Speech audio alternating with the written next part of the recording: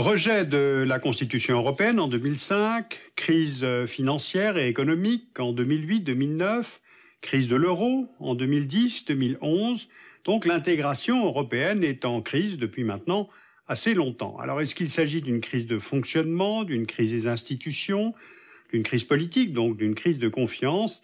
Eh bien, je vais essayer aujourd'hui de vous faire apparaître un certain nombre de réalités positives concernant l'Union européenne, ce qu'on a un petit peu tendance à oublier systématiquement. Regardons sur cette carte de l'Union européenne comment a évolué le produit intérieur brut des États membres en 2010. En vert, les pays où le PIB a progressé de plus de 2%, comme en Pologne ou en Slovaquie. En orange, les pays où il a progressé de 0 à 2%. Et en rouge, les pays où le PIB a baissé, comme l'Irlande ou la Grèce. Je vous rappelle que la moyenne de l'Union européenne à 27 sur cette année 2010 a été de 1,8%. Et cette performance économique de l'Union européenne en 2010 a été faible comparée à la croissance qu'ont connue les États-Unis, le Japon et surtout des pays comme l'Indonésie, le Brésil, la Chine ou l'Inde. La croissance soutenue de ces pays émergents leur a permis de mieux résister à la crise économique mondiale dans un contexte de libéralisation des échanges. Poursuivons notre raisonnement. Voici maintenant une carte de la balance commerciale de l'Union européenne en 2010 avec ses principaux partenaires. En vert, les pays avec lesquels l'Union enregistre un solde commercial positif, à commencer par les États-Unis, avec lesquels l'Union enregistre un excédent de 72 milliards d'euros en 2010.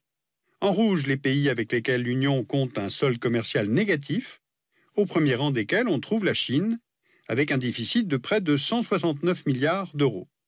D'ailleurs, la balance commerciale européenne est déficitaire avec l'ensemble de ses partenaires commerciaux, à hauteur de 153 milliards d'euros.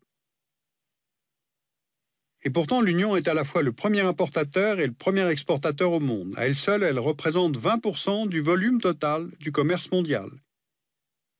Elle est aussi le premier investisseur mondial et la première destination des investissements directs étrangers dans le monde. Alors à partir de ce tableau qui est plutôt positif, il faut tout de même considérer deux choses. Les 27 réalisent 62% de leur commerce extérieur au sein même de l'Union. Autrement dit, la puissance économique et commerciale de l'Union procède davantage de son marché intérieur que de la libéralisation mondiale des échanges. Deuxièmement, on constate qu'avec cette mondialisation, l'Union perd en compétitivité par rapport aux pays émergents. Depuis quelques années, l'Inde, la Chine, le Brésil viennent se positionner sur les secteurs industriels à haute valeur ajoutée, comme l'aéronautique, l'informatique et la pharmacie. Donc, concurrence commerciale, croissance ralentie, voire récession pour certains de ses membres, l'Union européenne voit sa position économique affaiblie face aux pays émergents. À ça s'ajoute, en 2010-2011, une nouvelle crise qui frappe cette fois l'euro, la monnaie. Voici la carte des pays ayant adopté la monnaie unique. Je vous rappelle que les pays de l'Union ne font pas tous partie de la zone euro. Certains, comme le Royaume-Uni, le Danemark, la Suède, ont souhaité conserver leur souveraineté en matière de politique monétaire. D'autres attendent de remplir les conditions économiques exigées pour y entrer, des conditions qu'on appelle les critères de convergence ou les critères de Maastricht. Et parmi ces critères, il y a la situation des finances publiques, mesurée par le déficit, qui exprime des dépenses publiques plus importantes que les recettes, et la dette, qui, elle, représente l'accumulation des déficits sur plusieurs années. Et les critères de Maastricht prévoient le maintien du déficit public en dessous de 3% du PIB. Qu'en est-il exactement de ce déficit en 2010 ? En vert, voici les pays où ce déficit ne dépasse pas 3% du PIB. En orange, les pays dont le déficit se situe entre 3 et 8% du PIB. C'est le cas de l'Allemagne et de la France. À titre de comparaison, la moyenne communautaire est de 6,8%. En rouge, enfin, les pays dont le déficit public s'élève à plus de 8% du PIB, comme dans le cas extrême de l'Irlande où il dépasse 32% du PIB. Autrement dit, sur la base de leur déficit public actuel, la plupart des pays membres de la zone euro ne pourraient tout simplement pas aujourd'hui entrer dans la zone monétaire européenne. Regardons maintenant une carte de la dette des pays membres en 2010. Les critères de convergence de la zone euro prévoient une dette publique inférieure à 60% du PIB. Or, pour 7 d'entre eux, la dette dépasse même 80% du PIB. jusqu'à atteindre, en Italie ou en Grèce, les montants considérables que vous voyez sur la carte. Voilà donc pourquoi on parle de la crise de l'euro.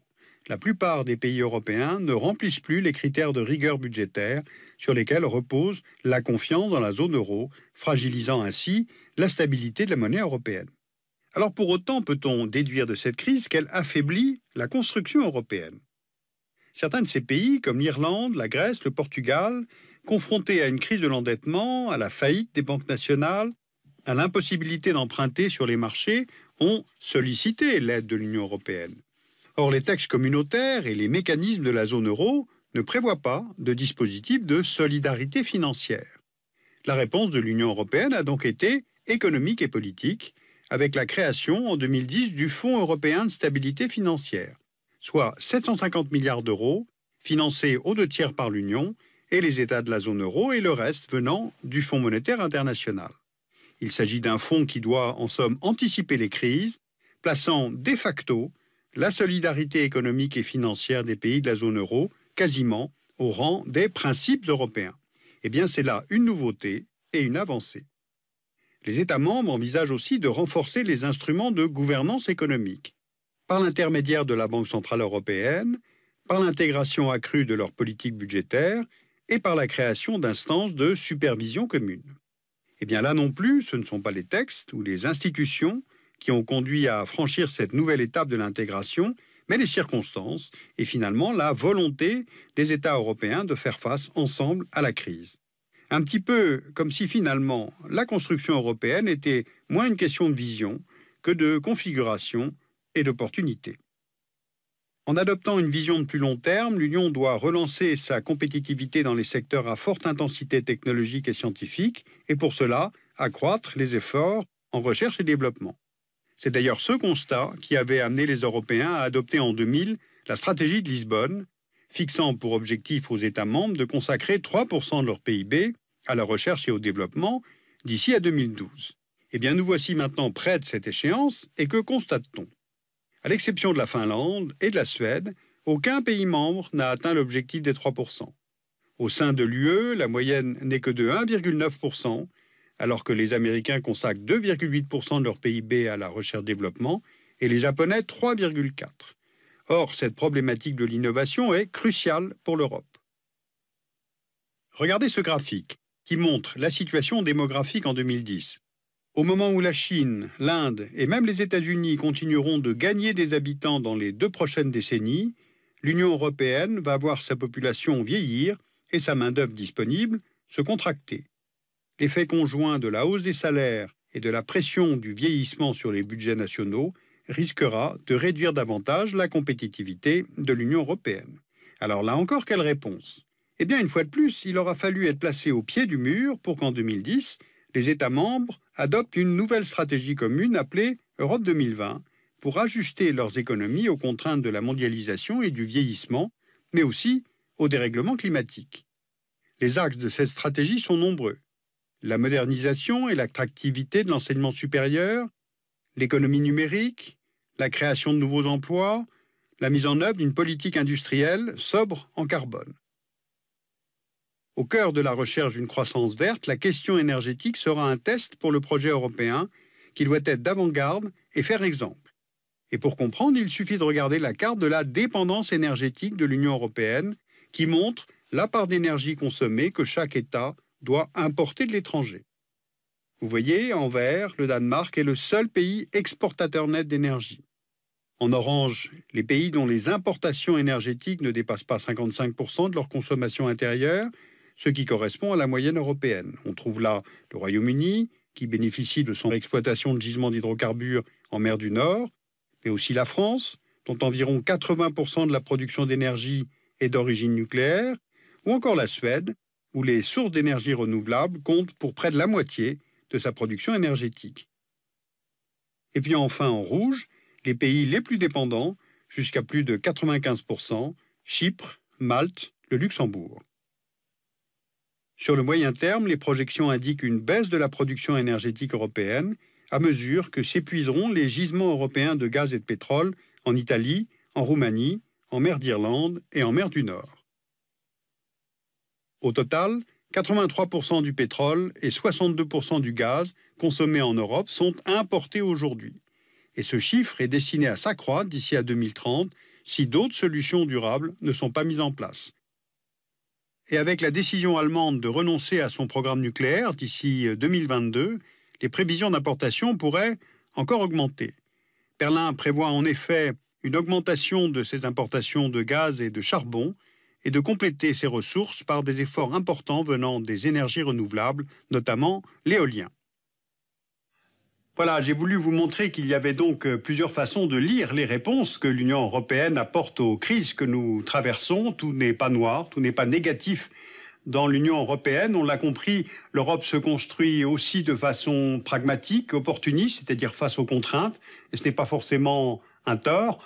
Le dessous des cartes abordera dans d'autres numéros en détail les questions de l'énergie au sein de l'Union européenne. C'est un secteur qui est fragilisé et qui aurait peut-être besoin d'être communautarisé.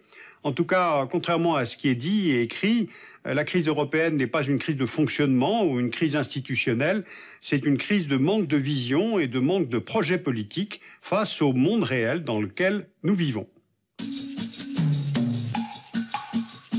Alors, si vous voulez tout comprendre sur les réalités de l'Union européenne, je vous conseille vivement de lire le rapport Schuman sur l'Europe en 2011. C'est l'état de l'Union et c'est publié par la Fondation Robert Schuman. Un excellent rapport qui éclaire très bien ces rapports de force, si je puis dire. Et puis, vous pouvez retrouver toutes sortes de références sur cette question-là sur le site du Dessous des cartes, arte.tv.